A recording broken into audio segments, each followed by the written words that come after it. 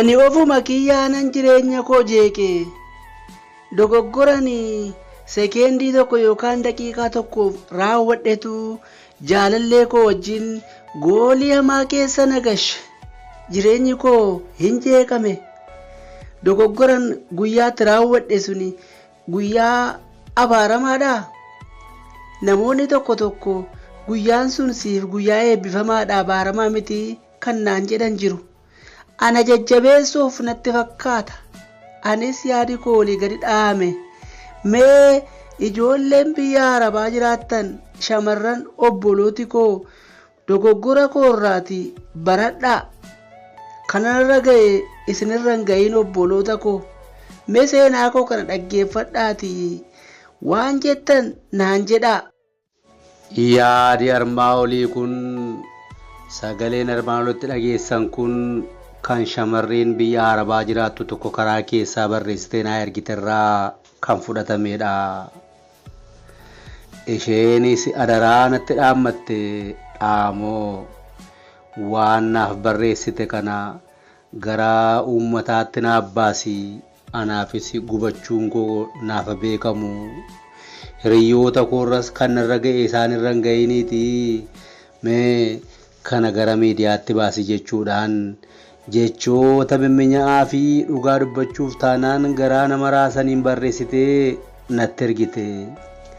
Anis osoo ittiin dabalin yookaan immoo irraan hir'isin akka armaan gadiitti isiniif dhiyeesseeraati hordofaa.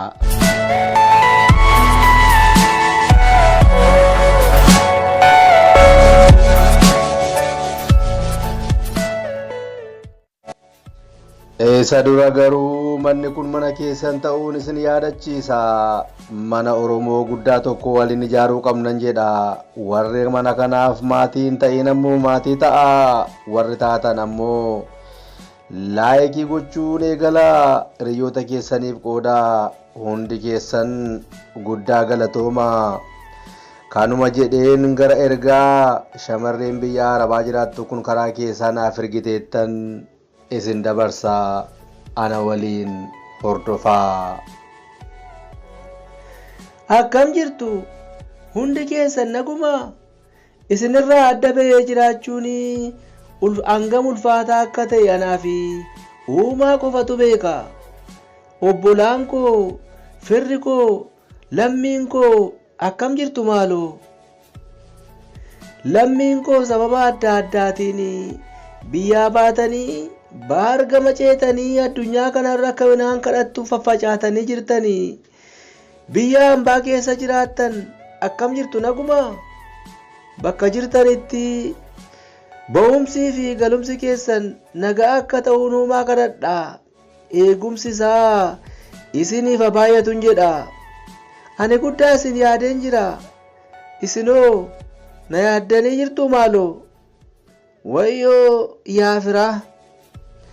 Mee seenaa gabaabaa armaan gadii kana naaf dhaggeeffadhaa. Hubannoon erga qalbeeffattanii booda gorsa qabdanii akka naaf laattan kabajaa fi jaalala guddaadhaan isin gaafadhaa. Yeroo ammaa kana ani biyya Arabaan jira. Biyya Arabaa bakka aduun isaa akka wayiitti nama gubu. Biyya guyyaa guutuu dalagaa oolanii bulanii. Biyya guyyaa falkan walitti dalaganii. Biyya mana keessaa gad hin baane keessan jira. Biyya ollaan waliin gaafanne. Biyya ollaan waliin agarre. Biyya hiriyaa hin qabaanne. Hiriyaa gaafa rakkoo bakka itti hin arganne. Osoo hiriyaa qabaadheellee dura dhimma koo kana dhugaa dubbachuuf taanaan isheettan dubbadhan ture. Ishee wajjin yoo furmaata dhabeen gara maas miidiyaa kanatti baasa malee akka kanatti hin ba'u. Garuu maalan godha? Muka jigu bira muka dhibu jira jedhani. Firri na biran jiru. Haati koo na biran jirtu. Hiriyaa hin qabu. Garuu dubbiin an keessa gale immoo dubbii hamaa ta'e. kanaafanii gara kanatti baasuudhaaf dirqame. Ani biyya Arabaa kana jiraadhu malee biyya keessaa jaalallee qaba. Jaalallee waliin bultii ijaarrachuu fi waadaa waliif seenneen qaba. Du'illee adda nun baasu jennee kan waliif kakanne hirbuu waliif seenneen qaba. Waggaa dhufu waliin gaa'ela raawwachuu fi beellama qabannee beellama kana dhugaa dubbachuuf taanaan kan waliin hawwiin eegaa jirruttan qaba. Qaamaan gargara fagaannu malee karaa immoo guyyaa guyyaadhaan nu wal agarra. Guyyaa guyyaadhaan halkaniif guyyaa walitti haasofna. Yeroo kabiraa hojiidhaan olii gadi jooraa oolee boqonnaa ishee qabu hirriba koorraa hir'isee isa waliin haasa'a.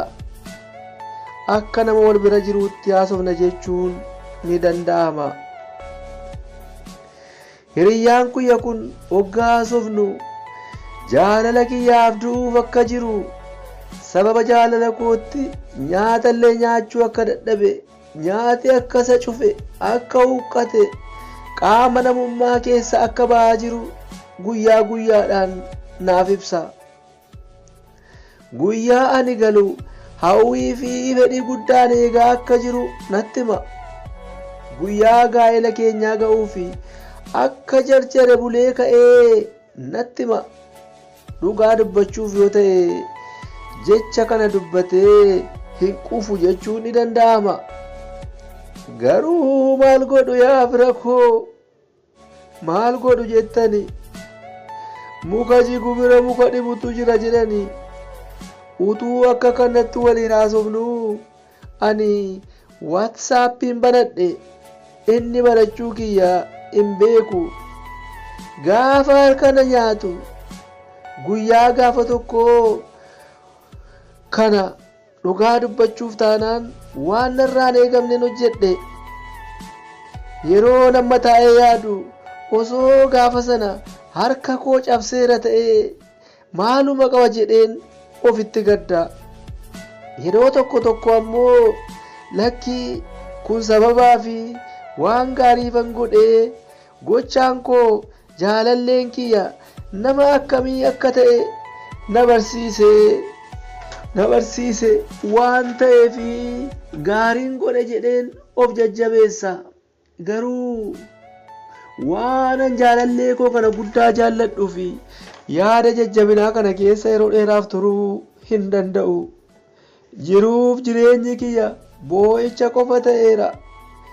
Biyya ormaa keessatti bakka firaa fi hiriyyaan hin jirretti, bakka namni nama sossobuu fi nama jajjabeessu hin jirretti mana qofaa keessa taa'anii boo'uun hangam akka ulfaatu tilmaamuun isin hin dhibu jedheen yaada. Gadda kiyya kanaaf sababa kan ta'e maal isinitti fakkaate beektu? Guyyaa keessa guyyaa abaaramaa tokkoon akkuma sila isinitti WhatsAppii banadhe.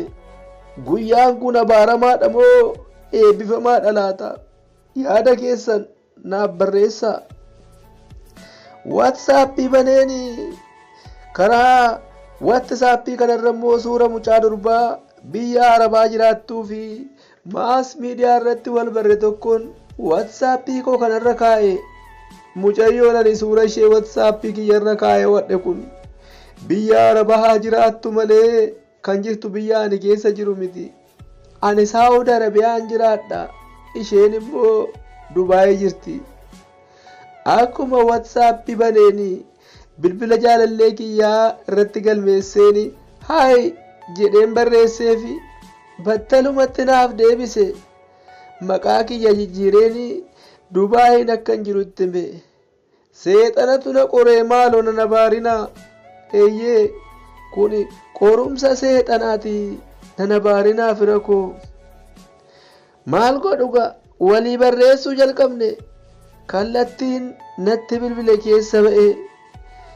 Yoon bilbila isaa kaase waan sagalee kiyya beekuu danda'uufanii bilbilaan haasa'uu akkanaaf hin eeyyamamne itti hime. Maatiin kiyya yoo na dubbisuu barbaadan karaa bilbila warra na hojjechiisuu na dubbisuu danda'u ala eeyyamamaa akka hin taaneen barreesseefi. Isa booda amma natti barreessuu eegale karaa watsaappii callisee natti barreessa. Karaa imoo ammoo bilbilaan natti haasa'a. Bilbilaan na waliin haasa'ee akka xumureen yeroo suma battala karaa watsaappii natti barreessa. Karaa imoo asiin chaawoo naan jedhee chaawoo jechuusaa fi karaa garasii immoo dhufee jirtaa nagaadhaa naan jedha. Asiin karaa imoo gaaritti naan jedhee asiin immoo gaariidhaa naan jedha. Inni lamaanuu ana ta'uu hin beeku hubadhaa. Gaafa inni hojii na dhorku maaloo ati jaalallee hin qabdu maal akkamitti guyyaaf galgala natti barreessitaan jedhee gaafadhe. Battalumatti hin qabu naan jedhe. Kan imoo irratti yoomuma galtee gaa'ela dhaabbanna naan jedhu WhatsApp irraan immoo akka jaalallee hin qabnee fi shamarree amanamtuu kan dhabe ta'uu ibsee naaf barreesse. Ija kiyya amanuu dadhabe abjuu keessa kanan jiru natti fakkaate. Nan diilallaa'e qaamni koo hundi na adoode afaantu na goge bakkan jiruun of wallaale. Ani hin beekne malee edaa na'ee of wallaalee kufeen ture.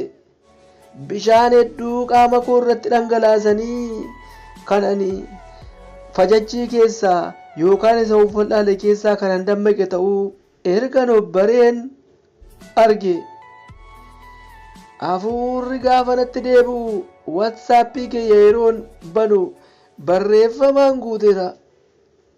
Kan na jaallate ta'uu yeroo jalqabaatii fi jaalala dhugaan kan qabame ta'uu ibsee anaaf barreesseera.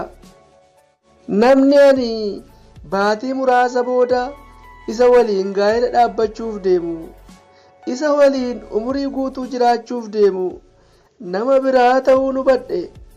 Kan nama dhibu WhatsAppiidhaan shamarree amanamtuun dhabee amma reefuun si jaalladhee jedhee anatti haasa'ee akka cufeeni. Gara imoo dhufee immoo maaloo jaalala keen gubadheedha yoomuma dhufta naan jedha. Akkasitti na gubaa jira. Marrummaan kiyya na boba'eera. Gammoojjiin biyya Arabaa qaama koo gubaa. Haasaan jaalallee kiyyaa immoo marrummaan na gubaa. Keessaa fi alaan gubadhee akka ashaboo cobee dhumaan jira. Lamaanuu ana ta'uu itti himu jedheen sodaadhe.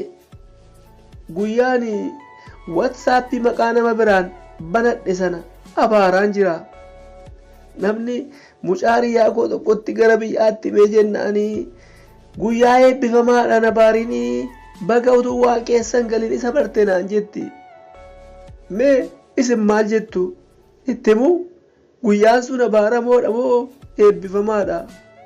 Yaa obboloota koo keessumaa shamarreen biyya Arabaa jirtanii biyya ormaa keessatti maatii keessan gargaaruudhaan jireenya keessan borii fi gubii biyya Arabaa keessa jiraachaa kan jirtanii anarraa baradhaa obboloota koo. Guyyaan suni mee maal jettu? Yaada keessan naaf barreessaa, na jajjabeessaa, tarkaanfii maalii fudhadhu laata? Adaraa naaf barreessaa. Kan jedhudha. Dhugaa dubbachuuf taanaan akka armaa olitti dhageessanitti seenaan ishee baay'ee nama gubaa. Namni akkasii nama hin quunnamini. Gaa'ela lagaa Waaqayyotu namaa kenna jedhu garuu boofti immoo abbaatoof mara jetti. Anaaf guyyaan sun guyyaa abaaramaa otoo hin taane guyyaa eebbifamaadha. Erga isheen nattee mana isaa galtee booddee namichi kun nama dhugaa waan hin taaneef itti jijjiiramuunsaa waan hin oolleedha. Bor lubbuu isheetti taphachuurra erga ishee mucaa godhattee booddee galgalaa ganama gubee garaacha ishee waadee ishee ajjeesuurra amma jalqaba irratti waan akkasii uumamuun isaa isheedhaaf gaariidha jedhee yaada. Dhugaadha nama biraa fakkaatanii waan akkasii walitti barreessuun akka inni rakkina qabu wallaalee miti. Garuu gochaan gurbaa immoo kan isheen goote walitti hammaataadha. Anaan kana natti fakkaata. Mee isin maal jettu? Maal irraa barattu? Isheen irraa baradhaa jetti. Yaada qabdan guyyaa eebbifamaa moo abaaramaadha? Isheen moo maal gorsitu? Koomentii jalatti barreessaa. Osoo laayikiin godhin hin bayinaa hiriyoota keessaniifis qoodaa viidiyoo itti aanuun bor hanga wal agarrutti bakka isin jirtanitti nageenyi keessan haa baay'atu. Nagaatti.